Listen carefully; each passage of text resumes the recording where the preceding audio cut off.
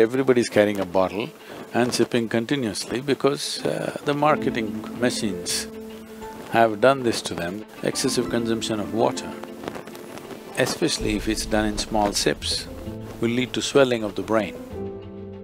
At the same time, when you need water, if you don't drink, it'll cause damage to the system.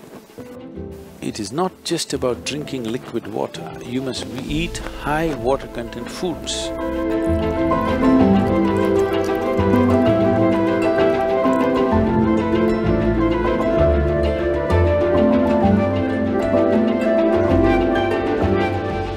If you don't feel thirsty, if you don't drink water, nothing is gonna happen, you're gonna be fine.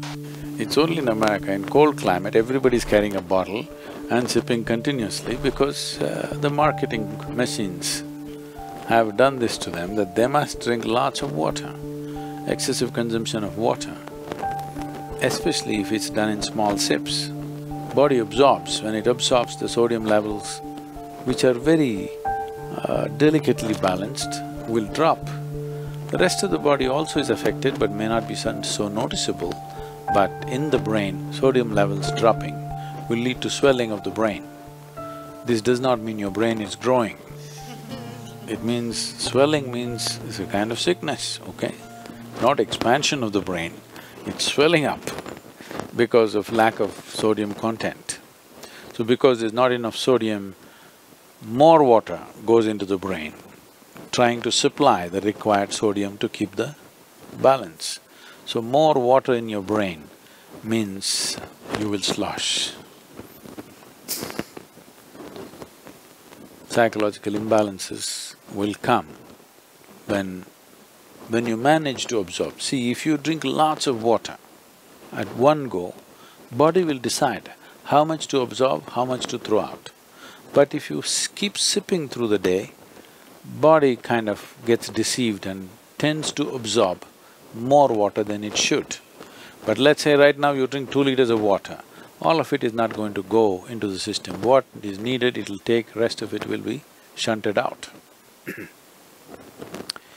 So, not consuming water and being out there is very much a possibility. Nobody need to drink water simply because you think it's a good thing to do. When you feel thirsty, you must drink water just to ensure you're drinking enough. Drink 10% more than what you actually need, a couple of cups more, just to ensure that you don't drink less. If you're not the kind who is carrying a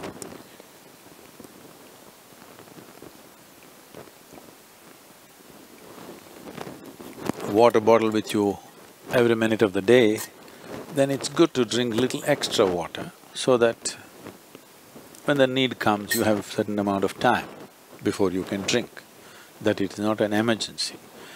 At the same time, when you need water, when you're thirsty, if you don't drink, it'll cause damage to the system. I would say, this may be very controversial, the medical fraternity will for sure protest on this, but they will come to it after maybe 20 years or 30 years. I would say if everybody consumes good water in sufficient quantity, 50% of the heart attacks in the world would come down.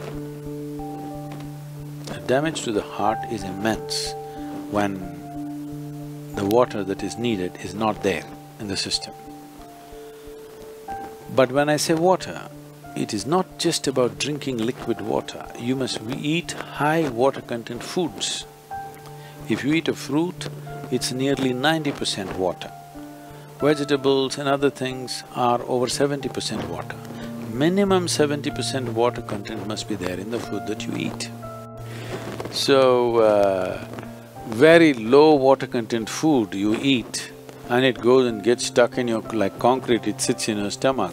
Now you drink water, that's not going to help. You must eat high water content foods. When you consume food, at least it must be level with the percentage of water content in your own body. So any food that you eat should be at least 70% water content. So this is why vegetables, fruits must be part of your diet so that it is there. Not consuming water in certain situations is okay, but if there is an indication of thirst, you must drink water. It's very necessary that you must drink water when there's an indication of thirst, because body has its own way. When it indicates you need water, you must give it water within 20 minutes or at least at the most half an hour. You must drink substantial quantity of water. If you drink enough water, then body will choose how much to take, how much to reject.